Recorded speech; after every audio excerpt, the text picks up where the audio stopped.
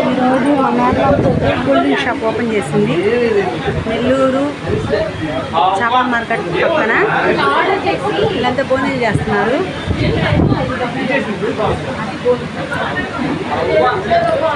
రే మా ఆయన ఇచ్చాడా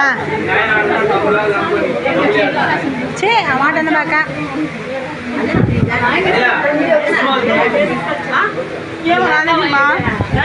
హాయ్